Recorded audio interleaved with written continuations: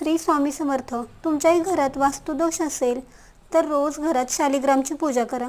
शालिग्रामची रोज पूजा केली तर घरातील वास्तुदोष व अडथळे दूर होतील. तसेच शालिग्राम घरात